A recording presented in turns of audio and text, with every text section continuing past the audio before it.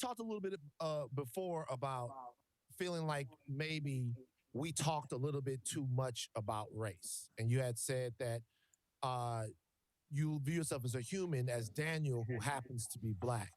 I wonder if and a lot of people like they took notice when you said that. I wonder if in any way playing for at Hampton or immersing yourself into the Panthers or anything like that changed that perception at all, or in any way molded or shaped how you looked at the black experience in America, like to a degree. Did it change anything? I think what it is, Van, you can turn Mm-hmm. anything into anything if you take it out of context. Oh, okay, word. You feel Yeah. me? And Mm-hmm. so the people where that went, and then it was the people that wrote that didn't sit down with me. They didn't meet me. In that conversation, I was saying, I actually said that. I love black people. Why are you asking someone that loves black people why people don't like black people? Did that go viral, man? Did that go out there? Did they click It did that? not. Yeah. It did not. No. Of course it didn't. So if I'm saying it, the sentiment of that point, and to be honest, I'll look up to myself and I look, you know what is? It taught me the importance of articulation and the specificity of articulation. And sometimes you learn that in the field. You understand? It's not something that you can be taught. But then what the sentiment of that is blackness and racism are not synonyms to me. It's not. You know what I'm saying? Yeah. So when white people are sitting me down and asking me, yo, how can I figure out this racism stuff? Why are you asking me?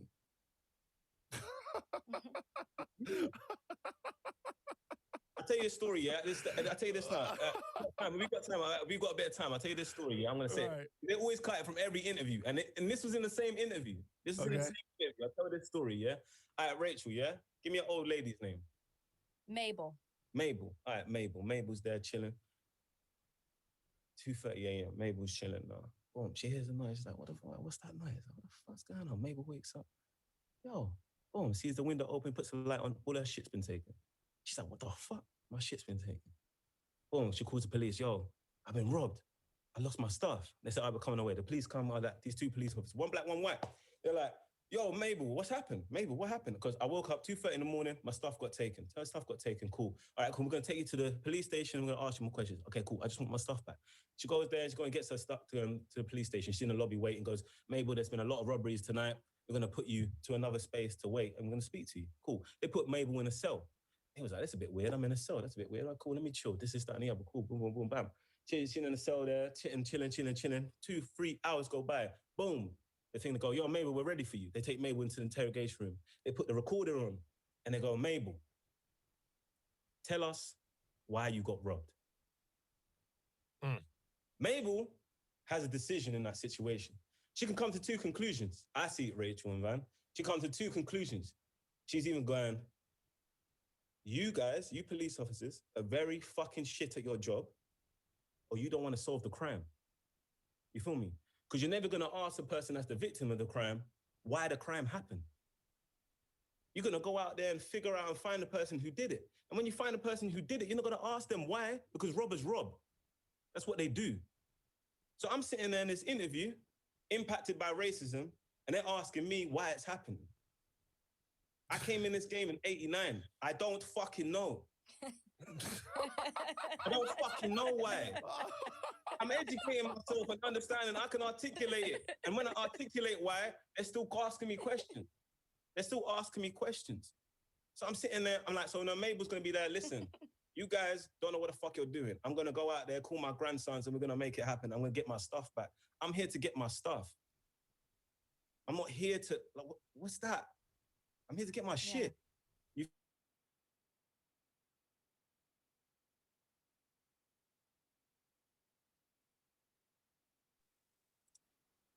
Good evening.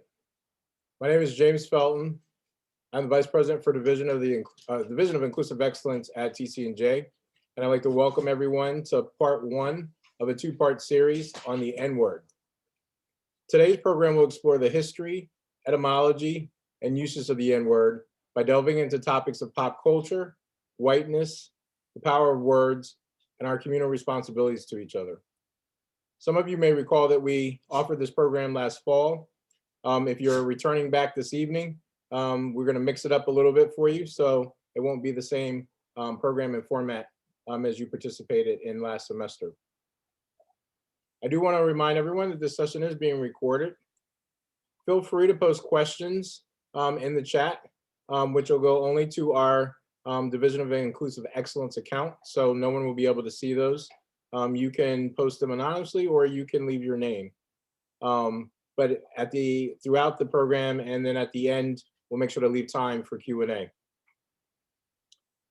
I've been asked by tonight's presenter not to read his bio, but I do want to say you're in for a treat. It is my pleasure and honor to introduce Mr. RahK Lash. RahK is a native of North Carolina. He earned a bachelor's in political science and a minor in leadership at Western Carolina University in Cullowhee, North Carolina. And he earned a master's degree from Arkansas Tech. He currently is the director for the Center for Ideas at Ithaca College. But most affectionately, I know him as a former student and mentor and extended member of my family. He's an activist, an educator, and a motivator. And with that, I'd like to turn the program over to Mr. RahK Lash. Thank you, James. Appreciate that. What's good, College of New Jersey? As James mentioned, my name is RahK Lash. My pronouns are he, him. Director of the Center for Inclusion, Diversity, Equity, and Social Change at Ithaca College, as well as the director for the Martin Luther King Scholar Program. So I greatly appreciate you all being here. Give me 1 second. Let me get this PowerPoint up and running. Right.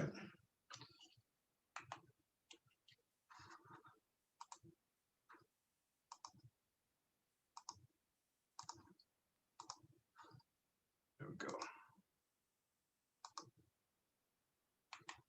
All right, so pointing back to last semester, as James said, I'm not going to give you a cookie cutter version of what we went over last semester. Alex, if you will, could you please drop the link to part 1 and part 2? That is the power of having those things recorded. So we took some time talking about ownership, usage, and the origins of the word, and really, you know, putting a highlight and focusing attention on how there was this word that existed before the transatlantic slave trade that was appropriated, right? Appropriated and used as this very intentional system and construct of race and racism was built as we know it today, specifically within the United States, and really began to follow that word over time and how it took on that form of racial violence.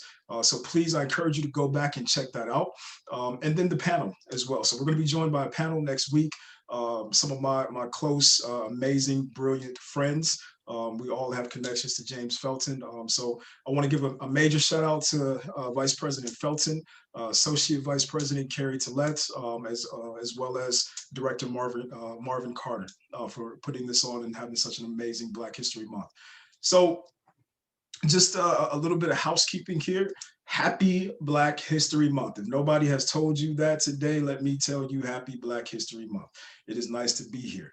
So the purpose and overview of this program, you know, as James mentioned, you know, we've already dived into some of those things. So I want you to think about tonight as much more of a kind of a VH1 Storytellers or a Tiny Desk concert series, or if you watch Insecure, think about the wind down that happens after the episode. All right, I'm going to be a little more personal in some of the narratives, and then we're gonna shift the dynamic a little bit. So often I work in higher education and I do programming. So often, you know, I know we're in Zoom, but you know, we have a speaker, we have an audience, and then there's this kind of traditional, you know, I give some presentation on information and then questions come to me. We're gonna break that up a little bit.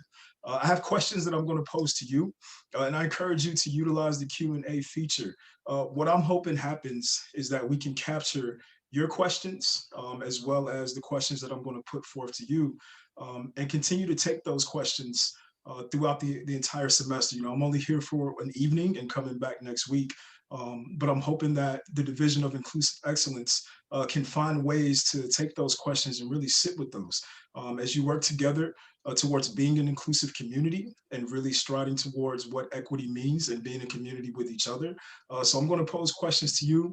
We'll have some time a little bit to take a few questions at the end, but I want you to think about the questions a little differently, right? Not just posing them to me, but posing them to all of the folks that you're in community with at the College of New Jersey. We're going to decentralize whiteness and white supremacy in this conversation. Now, when I talk about whiteness, I'm not even necessarily talking about white folks, right?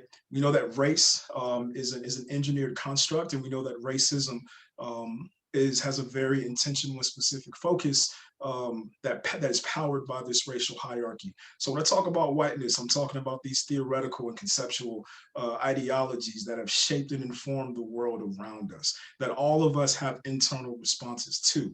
And then we're going to center Black folks in this conversation during this amazing Black History Month. All right. And so when entering a learning space, I'm a student affairs professional. So when I come to programming and do programs like this, I'm always thinking about students, right? That's my audience that I'm speaking to primarily. And so I love to tell students, when you come to any type of learning space, even if you don't think it may be a learning space, bring something to take notes with, right? Even if it's a topic where you're like, you know, I live that, I breathe that every day. You know, there's nothing new that I'm going to hear or see here. Sometimes hearing the same information twice, you know, we see things from a different perspective.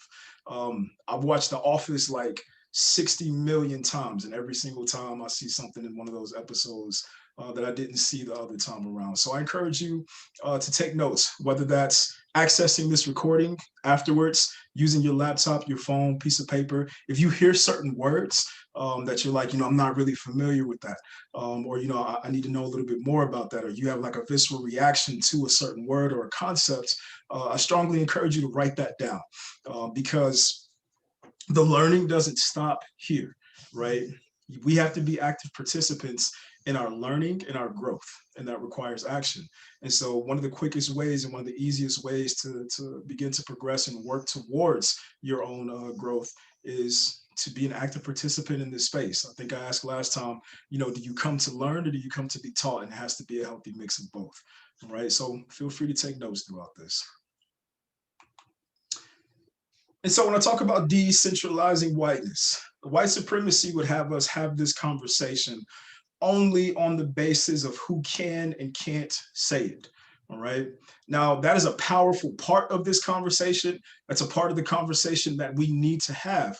But beyond ownership, right, and access, and talking about, you know, who is and isn't able to say it, there are other parts of this conversation that we can go down the road to talk about race, racism, intergenerational gaps, transgenerational trauma. And so that's what we're going to talk about a little bit tonight specifically. You know, last time there were some questions that came out, and I've had this conversation with other folks. And what we boil down to is sort of that intergenerational gap, specifically with Black folks. And we'll talk about that a little bit more. So, Alex, if you want to put that first poll out, question for you all. Have you ever had an intentional, proactive conversation about the N-word with your family or friends? I'm gonna give you a few seconds, you know, to think about it. All right. Have you ever had an intentional and proactive, and the operative words are intentional. All right. So to be intentional about something means we're going to talk about it, right? Not talk around it, dance around it, you know, it somehow comes up. And then proactive, right? When you're proactive about something, you know, beforehand, right? So learning doesn't always have to happen in negation to something where harm appears, right? So when I was telling, you know, some of my colleagues at Ithaca College and some of my friends, I'm like, hey, I actually have another program scheduled at Ithaca College during this time. We brought some BIPOC alumni back to engage with students, and I'm on that committee. And I told them, you know, I can't be there, I'll be here. And they're like, did something happen, right? That's typically the first question that pops up, when you say something, I'm going to go do a talk about the N-word. It's like, did something happen? And I'm like, man, that's powerful. And I really want to talk about that, right? Or when we have conversations about diversity, equity, inclusion, identity, particularly within higher education, it usually is because something just happened. So I'm curious, like, have you ever had a proactive conversation about the N-word? All right. And we can go ahead and end that poll. So we see 23% of people said, yes, we've had intentional, proactive conversation. All right. 14% of people said no. Nah. And some folks, 1%, not necessarily sure. All right. Or 3% not necessarily sure.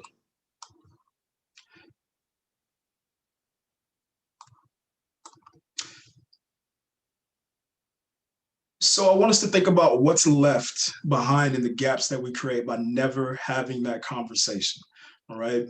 And so we think about generational divides. So if we say, thinking about some of our more seasoned community members, and if we break that down generation wise, thinking about maybe our baby boomers and our Gen Xers who may be of one particular mindset about the N-word and how it should and shouldn't be used. And then thinking about maybe some of our millennials or Generation Xers that, have a different perspective on the word. But if we continue to talk about the word, but never talk about our relationship with each other, we're putting gaps and distance for opportunity in there. So I'll give you an example.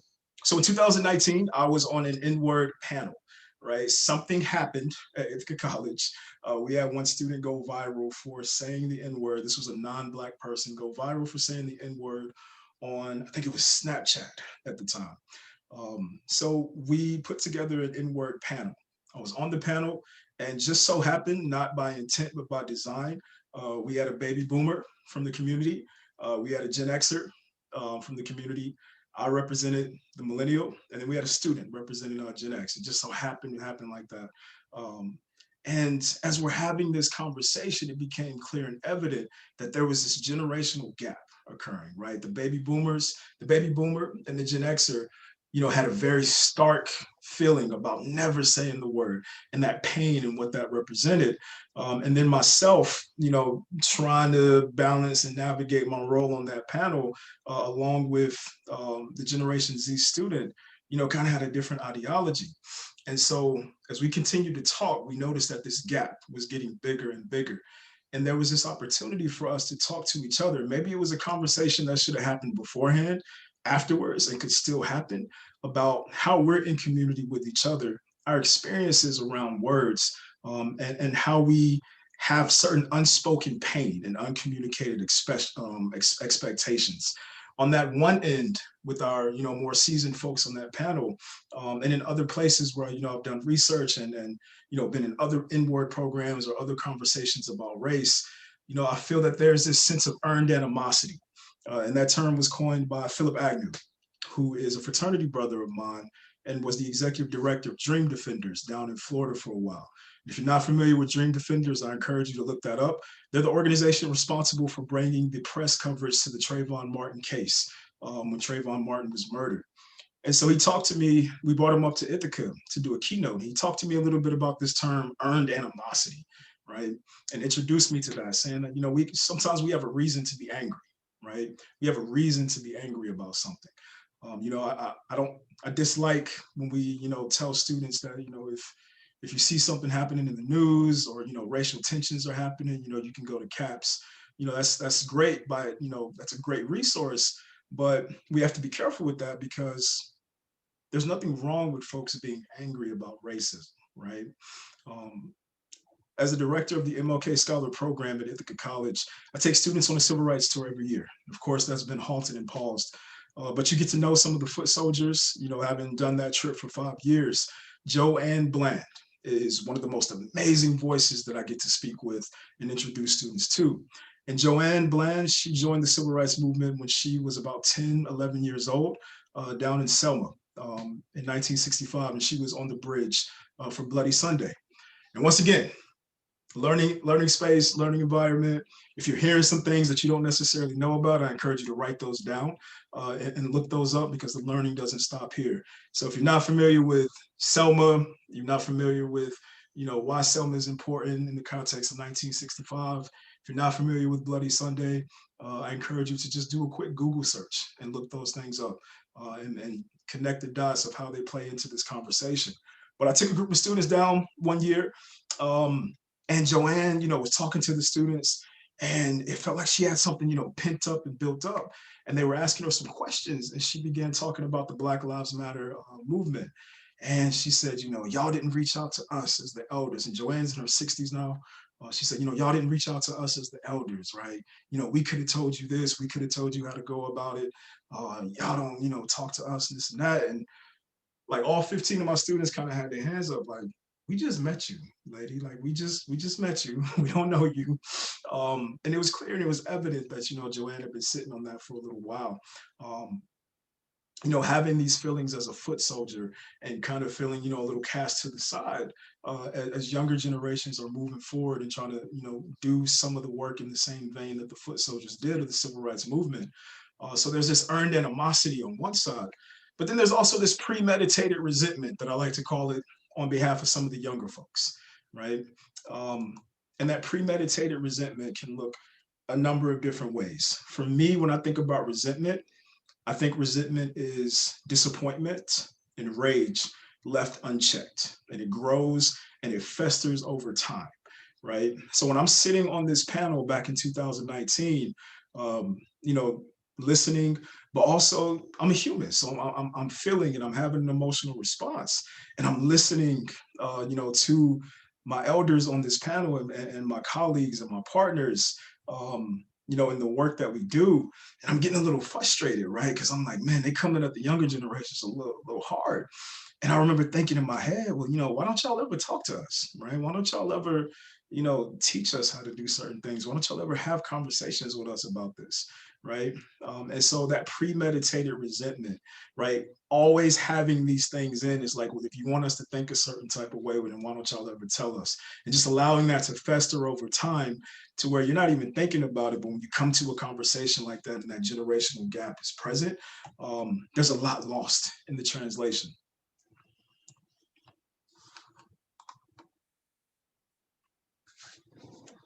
So intergenerational gaps. So there's a theory that talks about transgenerational trauma, right? And it says that trauma can be transferred from the first generation of those that experience it, the survivors, can be passed on to the offspring of those survivors, and can look like post-traumatic stress disorder rooted in survival and fear. And so basically what I was talking about, noticing that, there are some, not all. I want to be very clear about my words. This is being recorded. I don't want anybody to take a snippet and use it out of context. But there are some of older generations that would never have the N-word uttered. Now, for the sake of this presentation and the sake of this talk tonight, you may hear me say the N-word once or twice. And I just want to put that disclaimer out there. Do whatever you need to do to take care of yourself, even if that means, stepping away from this right now, knowing that it's going to be recorded, and maybe coming back to it, but whatever it is that you need to do to take care of yourself, I encourage you to do that. So there are folks that would rather that word never be uttered again, no matter what the euphemism or how it's derived from an ER to a soft A, right, of endearment. That word can stir up way too much possible firsthand pain and humiliation that's still wrapped in that intentional casing of racial violence, used to acknowledge that Black folks are inferior in this ideology of white supremacy and racism, especially post-Emancipation Proclamation and the Jim Crow years that follow, right? And this word can only be seen as an assault on the efforts of Black folks in their liberation and self-empowerment. And so thinking about after 1865, thinking about the efforts and the strides that Black folks have taken, and thinking about how that word was used, especially at the turn of the 20th century, in public settings, in this cosmopolitan canopy of society, how that word was used very intentionally to kind of snap back, right, as folks were making strides, and the context that circled that. And then there's this other ideology, right?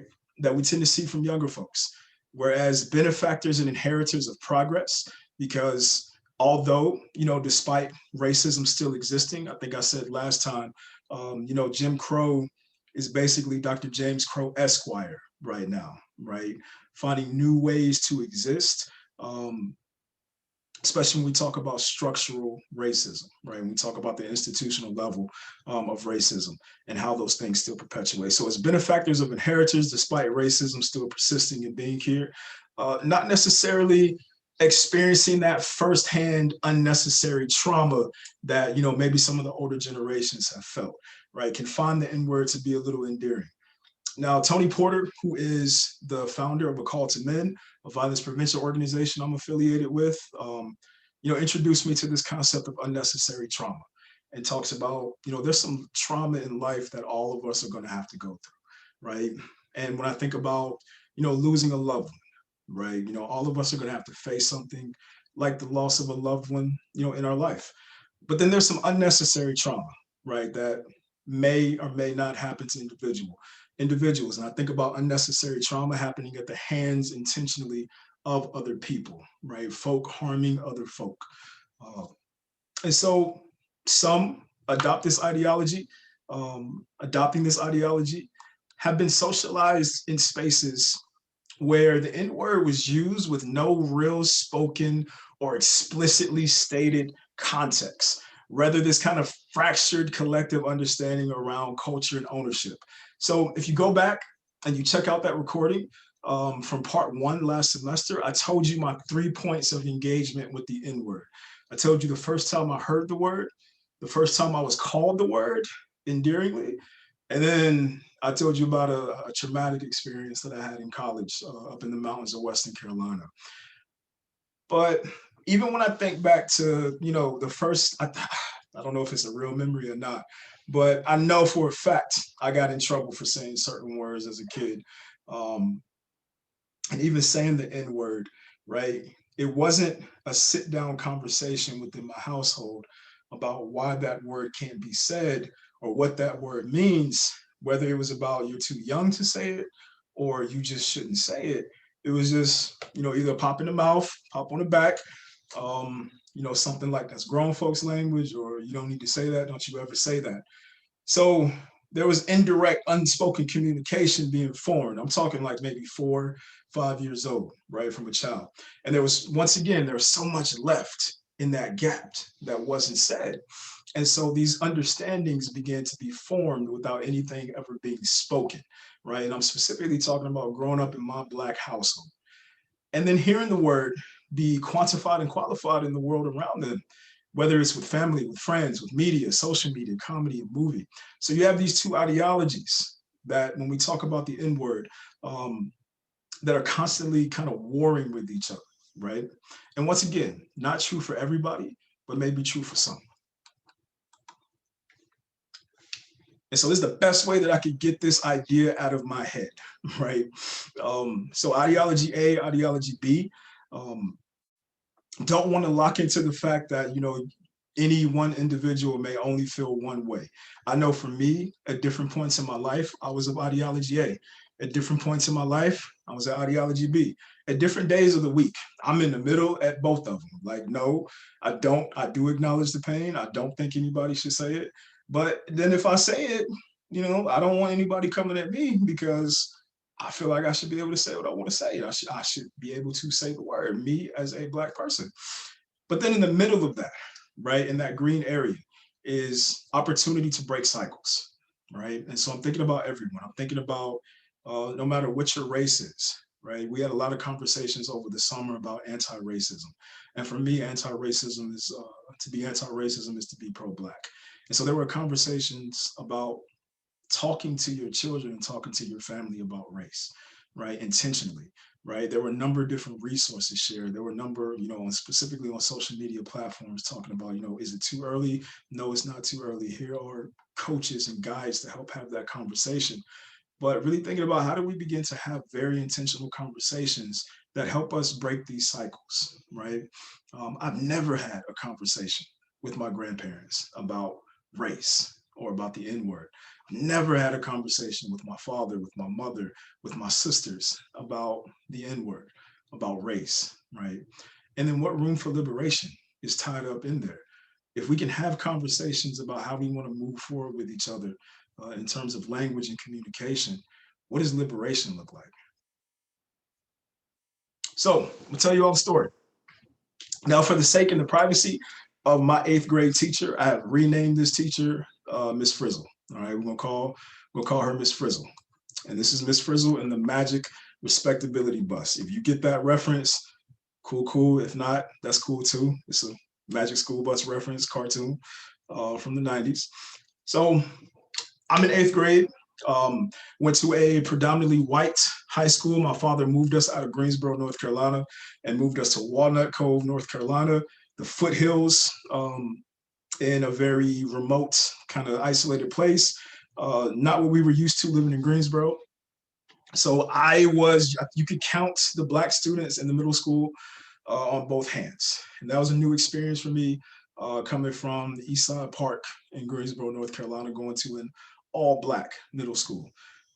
So I was in an advanced section of English, and I was one of 2 Black boys and one of 4 Black students in that class in the 8th grade. And Miss Frizzle was the only Black teacher. And when I tell you Miss Frizzle was like, she was like our Captain America or our Nick Fury, just cool, smooth. We all wanted to be like Miss Frizzle, and we all wanted to be in her class. So in Miss Frizzle's class, advanced section of English, I don't remember what the assignment was, but basically we had to demonstrate learning, right? It's the basis of most assignments. And we got to pick our partners. So I picked my boy. Once again, the only 2 Black boys in the room got together. And we used creativity, right? We didn't want to do a poster. We didn't want to do a paper. Now, I went to middle school in the early 2000s. This was the Dim Franchise Boys era. I'm talking 6X long t-shirt, 2 or 3 t-shirts, different colors, baggy jeans, pair of shorts under, 3 pair of socks that matched the 3 different t-shirts, fresh Air Force Ones. Lean with it, rock with it. It was a simpler time than some of these TikTok challenges I'm seeing now. So we approached the assignment from where we were, right? That was our artistry. That was what we listened to, we lived it. So we was like, yo, we choreographed an entire dance. We rapped, right? And we set the room on fire. It was dope. We got the highest grade in the class. She gave us our grade on the spot, got the highest grade. And so she looked at the class and said, copy the homework. Next group, get ready. She was like, I need to see you 2 outside. So we get outside. We thinking we about to get like a free lunch pass or something, we about to get something for doing so great.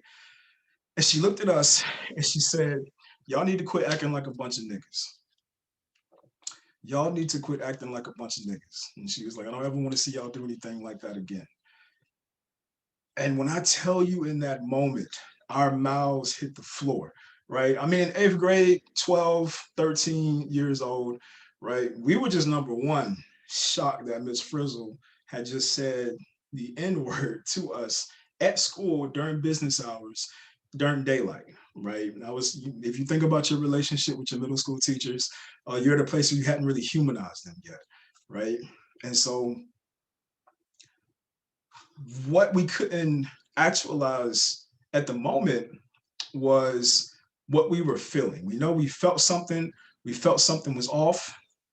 In one way, we felt like we got a little closer to Miss Frizzle in that moment, because she came at us and approached us in a very kind of auntie kind of way, right? Talked to us in a different way that she wouldn't talk to other students. So in one way, we felt closer, but in another way, we felt reprimanded, like we did something wrong, right?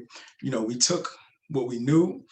We did the assignment, we did everything we were supposed to do. So we really couldn't understand what was happening in that moment as 8th grade boys.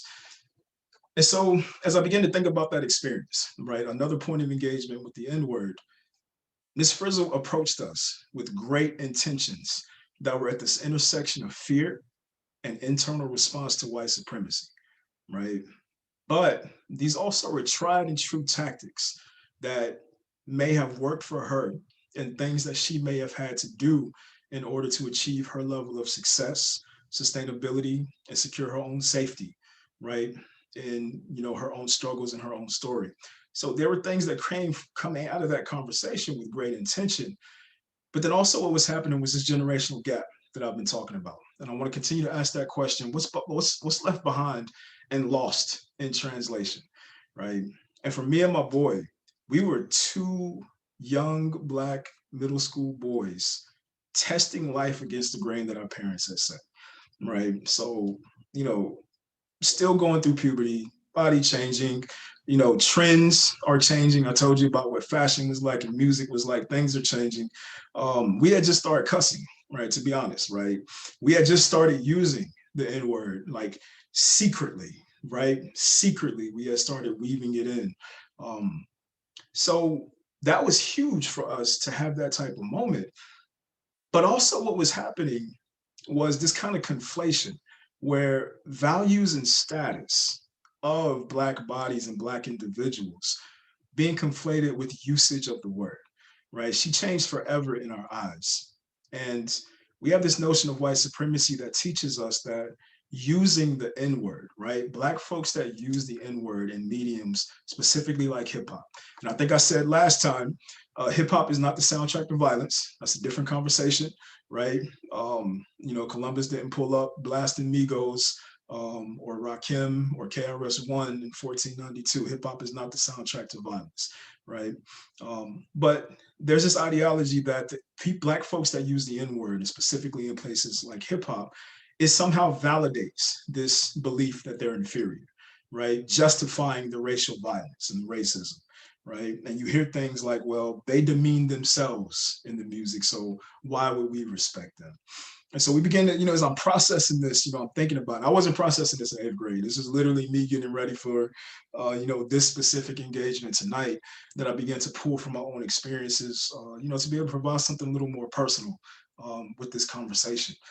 So began to really think about where Miss Frizzle was in her own understanding, her own experiences, but also, this idea of trauma, right, and transgenerational trauma, and the lessons and the things that are passed on to, the second generation of those survivors that have great intention for survival and concern, but are still kind of wrapped in this post-traumatic experience that I feel like our younger generations are opening up for us now to be able to check those things. And so what was there as well was this preservation of the sanctity of whiteness, right? For its safety and fear of disruption. What she was saying to us was she didn't like the way we dressed. She had told us that many times, right? And we always would just be like, oh, Miss Frizzle, ha, ha, ha, joke. We fresh, right? Look how fresh my Air Force Ones are, right? She didn't like the way we dressed. She didn't like how we came into school. This was the era when we stopped wearing book bags and would fold our homework and put it in our back pocket. And there were so many things she consistently told us, she didn't like. So I feel like it was a boiling point for her. But really molding, out of this fear of disrupting this normative culture, right? And on one end, it was kind of like, stop kind of feeding in to what these white folks expect. And I think J. Cole did a great job in his song 1985 of really talking about that and really calling out some other rappers, talking about how certain consumers of hip hop, really love the idea of Blackness and what Blackness produces, but don't love Black folks. So in one sense, it was kind of like coming from there, but also there was kind of this molding of an exceptional Negro in negation to the schema of what she referred to us as niggas, right? And what that tells us is Black folks in certain spaces have to adhere to respectability politics and things that we call professionalism, right? Not being too loud, right? Not dressing a certain type of way, not wearing your hair a certain type of way, right? Toning it down, not being associated with that type of Black, right? Respectability. Once again, I hope that you're writing down certain things if you're not familiar with them. When we talk about respectability and respectability politics, we're talking about a reform of attitudes and behaviors and thoughts with two audiences in mind, all right? We're talking about African-American folks that have to reshape their very existence, particularly in public spaces, in order to be respected. And the second audience, white folks, that have to be convinced that Black folk are worth being respected, right? So we talk about respectability politics. We're talking about this reformation, right? And things that folks have to do. I just read Paul Laurence Dunbar's poem on, just reread the poem on We Wear the Mask. And if you've never read that poem, I highly encourage you to read that poem. It's only 3 stanzas. We Wear the Mask. Definitely check that out, because it ties directly into what we're talking about with respectability and professionalism. And this concept of professionalism, right? Don't be this, don't be this, don't dress that type of way, don't be that type of Black, right? Don't let them think that you're that. Weaponizes our Black bodies against us, right? Our own soul, our character, our well-being, right? You know, in 2015, when I started at Ithaca College, I grew my hair out a little thicker than it is now. But every day, you know, I came to work in a suit. This was my first year out of grad school, came to work in a suit, fresh loafers, you know, got my little floral lapels, kept a fresh fade. And then right when the school year was about to start, I think I messed up my hair, to be honest with you. I was doing a little Wiz Khalifa, a little dye, and I was like, man, I think I just messed up my hair. So I just cut it off, and I said, I'm gonna start again. And that's when I grew my hair out. And so the first day I went into the office with a low cut fade, had the waves on fleek. One of my colleagues looked at me and said, oh, you look so much more professional now. I feel like I can take you serious now, right? It's like, you know, what you had before was really playful and kinky, right? I was like, man, my hair is foreplay. Yikes. She's like, I feel like you're much more, you know, respectable now. And that bothered me and drove me up a wall, because it wasn't about the suits that I've been wearing every day. When everybody else gets to come into this space wearing Crocs and jeans, which is nothing wrong with that, right? It wasn't about the level of work, the quality of my work, why I was hired to do the job in the first place, right? My own body was weaponized against me, right? In the type and the level of respect and how seriously that I was taken in that space. And so all of this culminating in this age-old crabs in a barrels kind of thinking, right? Where Black folks are often, you know, taught to recite things like we have to work twice as hard to get half of what someone else has, right? Because they're only going to let a few of us in. And so in all of this that Miss Frizzle, you know, said to us in her few short words, all of this is happening, right? That we're not talking about, that we're not communicating, right? That we're not proactively sitting down and saying, let's follow up on that. That we're not checking, that we're not saying, you know, what is this really rooted in? All of this is happening in between. So this is not a poll question, but this is a question that I do want you all to write down, take a picture of the screen, screenshot it if you're on your phone. How has your own internal response to white supremacy informed your attitudes, beliefs, and perspectives of the N-word, right? And I use the language internal response instead of internalized white supremacy, because all of us have an internal response to what's going on around us. And even me, myself, you know, still trying to find the ways in which my own internal response to white supremacy has shaped me as a professional and a person. You know, being a mentor and trying to support new students, not new students, but new professionals as they come into Ithaca College, and, you know, even mentees that I've taken on, you know, I've been really thinking about what lessons did I give them that I don't necessarily stand by right now, right? Particularly in professional spaces. Well, I want you to ask yourself that, right? How has your own internalized response to white supremacy informed your attitude, beliefs, and perspective of the N-word?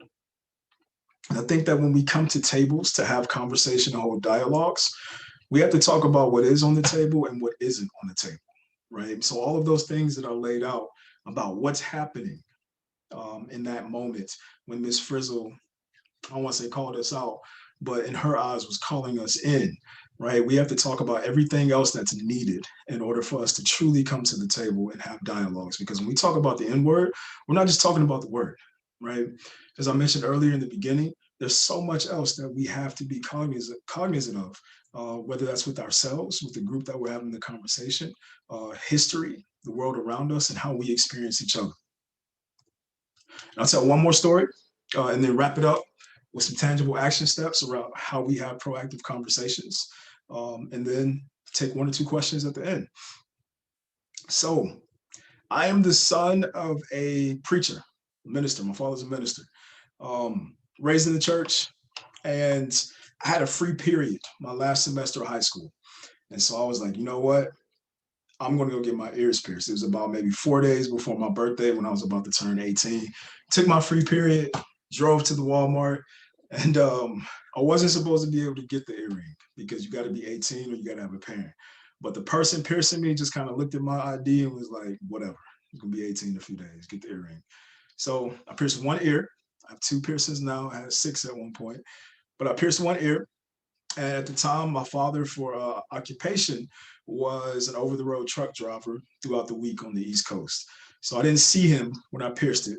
My mother does not care as long as my grades are up and I'm out of trouble. And so my father came home, didn't see it, and we were raised Hebrew Israelites. So Friday nights, the Sabbath, I jump in the back of the car. My pops is driving, just trying to get to church.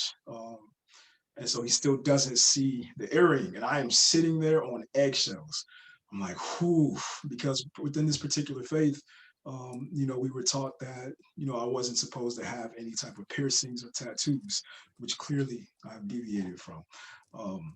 And so I play drums. So I go to get on the drums, and it was like a movie or a Netflix show where the light hit my earring in a very particular, it was the right or left, I got the left, and then the light hit my ear in a very certain way. And my father's on the microphone about to start a devotion. He stops and he looks at me. He's like, did you pierce your ear? And I was like, yeah. Like I lost control of the tone of my voice. I was like, yeah. And the look in his eyes, right? So we did service. And then I go to get in the car to go home. He did not let me get in the car with him. Did not let me ride. It was like an hour ride home to get back to the house. So he did not let me get in the car with him. I had to ride with my older sister. Her and her husband had to drop me off. And so my mom told me about the conversation that was had in the car. And what my father said was, I was about to go to college. I've been accepted to Western Carolina. I'm a first-generation student. And so what my father had told my mother was, I don't want those white folks to see him as just another nigga, right? He's like, I don't want him to go up to that college and have those white folks see him as just another nigga. And so once again, right, thinking about everything that's happening in that conversation, but, isn't necessarily being communicated, right? There's fear, there's insecurity. I don't know if you all have ever been to Western Carolina in the mountains. I'm from Greensboro City. And so I can only imagine what my father was feeling when he was dropping me off going to college, where once you start going up Highway 40 West, you stop seeing buildings, you only see trees, and you stop hearing noise. And, when there's silence and a lack thereof, the mind can begin to plug in information about, security and what is going to happen to my child, and are they really going to be successful? And I'm the first one in college, the first one to go to college. So I get to college, I survived that. And I'm gonna be honest with y'all, I stayed up that whole night. I did not sleep. I sat on the edge of my bed with my Nikes on and the window open, just in case I saw like my pops turn the door. I was ready to jump out the window, right? And keep it moving. But we never had a conversation, right? My mother told me what he said on that hour ride car ride home. I never approached him. He never approached me, right? She told me that that's what he was feeling and saying. And so when I got to college, got dropped off, the last thing that my pops told me was, keep your head down and stay in your room. He said, you go to class, you eat, you go to the gym, you stay in your room. And he said, leave all that fraternity stuff alone. I broke both of those rules as soon as he got on the highway and left, right? But thinking about what he was trying to say to me, once again, there were great intentions at the intersection of fear and this internalized response to white supremacy and survival tactics, right? He had told us, from the beginning, right, to keep our head down, right? I had to talk with my father about safety and how to interact with law enforcement before I knew how to tie my shoes. right? Before we had the birds and the bees talk, or before we, did any of these other father-son moments, he pulled out his criminal record and had to talk with me, right? So coming from a great place of intention, but the generational gap and what's left behind and lost in translation. There are two generations of men unable to effectively communicate and talk about our relationship with each other outside of this confines of masculinity, and never talking to each other about our hopes and fears, right? There was so much from, a few months before me going to college when I got my ears pierced, and he told my mother what he didn't want me to be considered as in the eyes of white folks, all the way up to the time I got dropped off and he told me to keep my head down out of, fear of what could happen to me and disrupting, uh, the safety and sanctity of whiteness. There was so much room for us to have a conversation and to talk, right? To talk about what we felt, to talk about this major transition, right? Out of three kids, I'm the first one going to college, right? Leaving the house, to talk about, what does that mean for you as my father? What does that mean for me? How do we communicate with each other? Um, and, how did me piercing my ear make you feel? Like there was so much room for us to have this conversation. But once again, there was this molding of being an exceptional Negro that many of us have to experience and have to carry. And it's a negation to being, as we talked about earlier, um, this kind of inferior person, this inferior type of Black that's rooted in respectability, professionalism, and weaponizing Black bodies. So what? So as I told you all, and if you did not get to watch part 1 and part 2 from last semester, something I love to tell folks in workshops and presentations is that, this is like one workshop, one workout in the gym, right? One 50-minute, hour-long conversation can't do everything, right? It's kind of like going to the gym. You don't go one time and get all of the results and everything that you expect to happen within that one space. You got to keep coming back. So I want to leave you with, 2 steps that you can take to think about how do I go about having a proactive conversation about race, about racism, about class, about gender, about all these things that are on the table when we bring up the N word outside of just who can and can't say it, right? Everything else that needs to be talked about that may be indirectly being talked about when we bring up a conversation about the N word. So, number 1, understanding the difference between a debate, a discussion, and a dialogue. Alex, if you have that link, can you please drop that for the people? All right. There's a difference between a debate, a discussion, and a dialogue. And the link that's being dropped is just a quick, maybe 4-minute video, YouTube video. There's a number of different resources and infographics and charts that you can find. But when I encourage folks to have a conversation, I'm thinking about a dialogue. And so that quick 4-minute video is just a snippet of, how intergroup dialogues are had and really key pointing, when we have a debate, there's really 2 argument sides. When we're having a discussion, it's really an exchange of information. But then to have a dialogue is to be vulnerable, to be open, to embrace the pain, to actually truly listen to what the other person is saying. So having a proactive dialogue, number 1, understanding what it means to actually have a dialogue. And then, as Drake would say, know yourself, right? I encourage you to even just take out a piece of paper over the next few days, if you've never done it before, and write down, how do I experience the world? What are my primary identities, right? What are the identities that I think about the most? What are the identities that I don't necessarily think about all the time, right? How do all of these identities talk to each other and shape how I get to access the world, how I interact with others, right? How do I interact with different generations? How do I interact with folks that don't look like me? And then at the bottom of that, draw a line on that piece of paper, and I want you to write how the world experiences me. Now, I don't like to do the whole put yourself in someone else's shoes. I don't believe in that. I don't believe that's a thing. So I say do the Supergirl view. If you Google Supergirl or Superman, typically you'll find an image of that superhero standing or like floating above the earth and really kind of doing this like stepping back from my position and my place and really looking at what's in front of me, right? We know that race is real, right? We know that we're all different in terms of class, in terms of all these other identities that you just listed at the top of the paper. so that when you walk into a space, how might people be experiencing me differently? So I'm an educator, I'm a resource, I work in student affairs on campus, I do violence prevention work. Now, when I park my car, when we are on campus, I park far away from the campus center. And here in Ithaca, where it gets dark at about 2 o'clock p.m.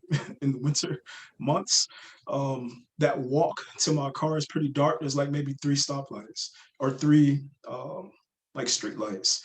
And so, I experience myself a certain way where I'm like, I'm an advocate. I'm here to support students. I'm here to make a safe environment.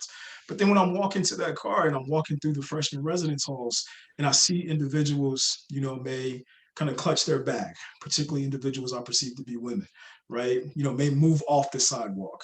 There's a number of different things. That can be because I'm Black, but also thinking about how I show up as a man in certain spaces and in certain environments, right?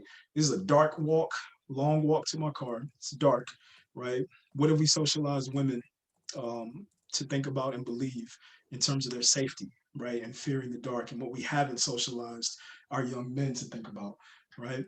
So thinking about, what do my identities represent and how may people experience me in a different way, right? And investing in anti-racism, learning and practice outside of just spaces like this, right? I'm of the belief that we can't train the racism and the homophobia and the other isms that are folks. Trainings are great to help raise awareness, but they don't mitigate action, right? Correlation is not causation. Just because we come to spaces and we get education and learning may happen, that doesn't mean that self-regulation begins to happen. It doesn't mean that action is being put into place. So investing in additional learning spaces like this, but then also thinking about how you talk to yourself, right? And how you begin to self-regulate and how you begin to put action and put learned leadership into practice in real time.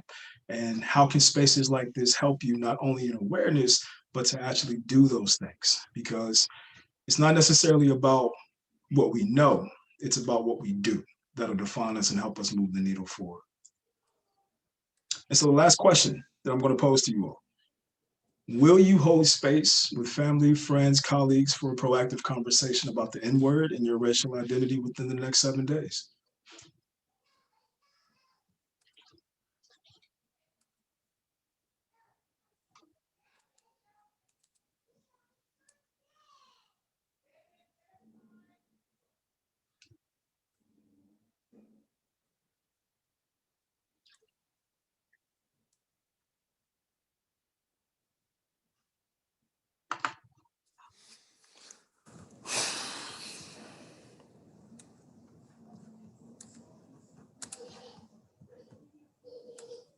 Give it like 10 more seconds.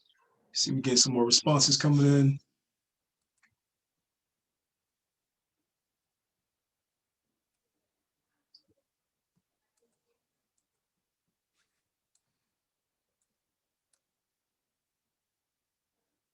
All right, Alex, if you want to go ahead and close that.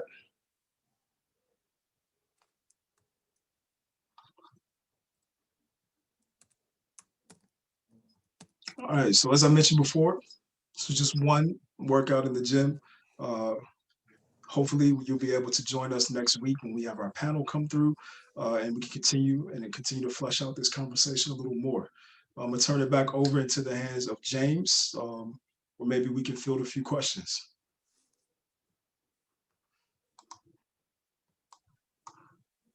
Great, thank you, RahK. Alex, I'm gonna ask you if you would assist us in posting some of the questions or to RahK, as well as any of the questions that are coming through in the Q&A.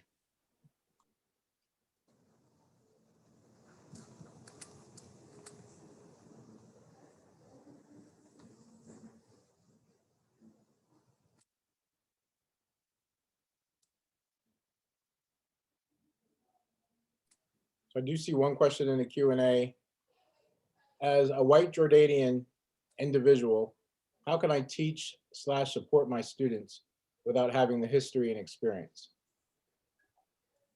Absolutely. So I think the history is available to you, right? And resources. I'm actually going to Well, I can't attach it. So I'm actually going to share it with James immediately after this, but I have a bibliography to actually go along with this, right?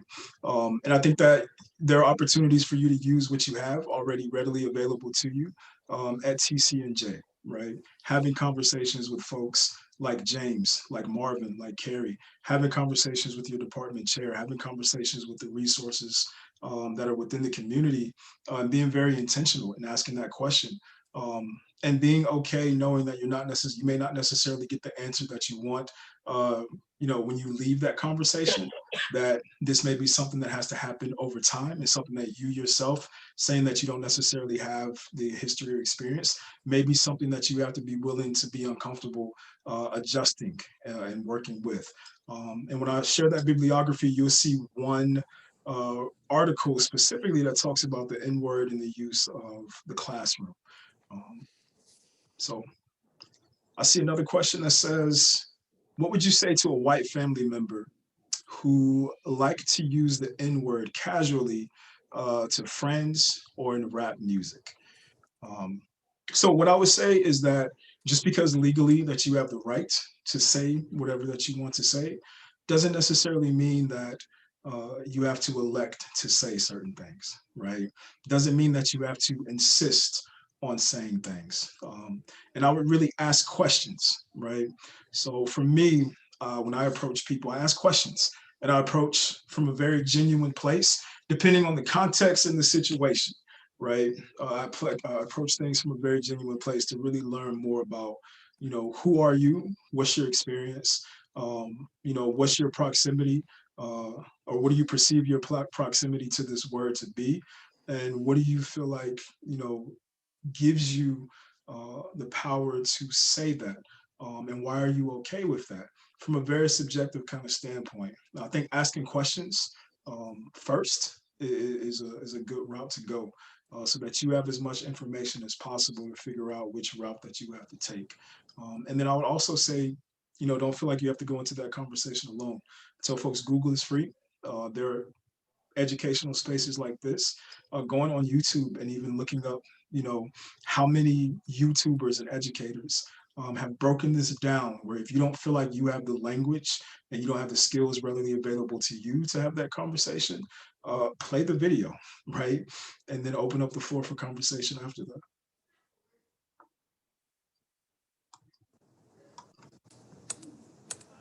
So another question. I listen to rap music with the N-word in it. I don't say it, but do you think it's better to just listen to the clean version?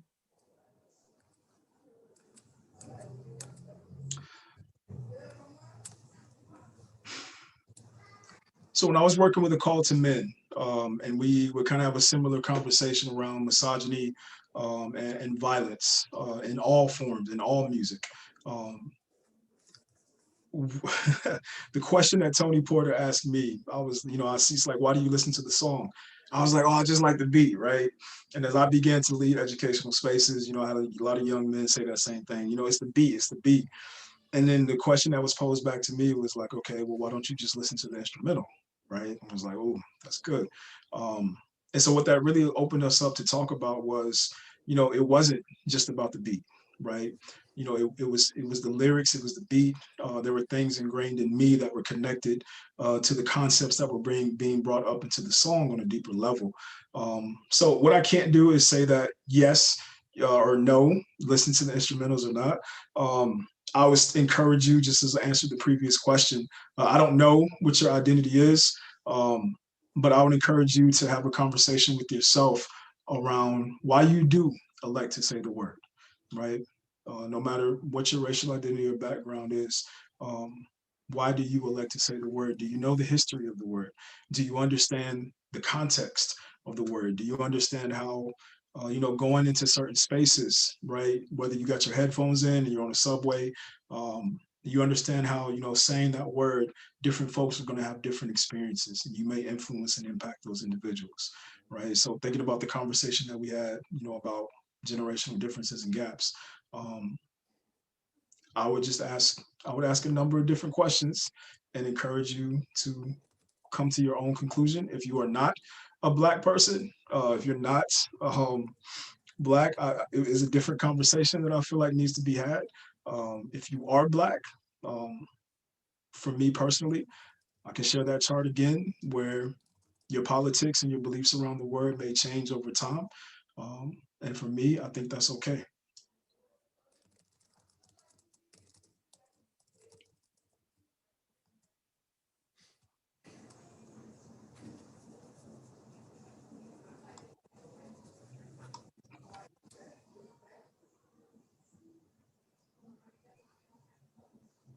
Any final questions for RahK?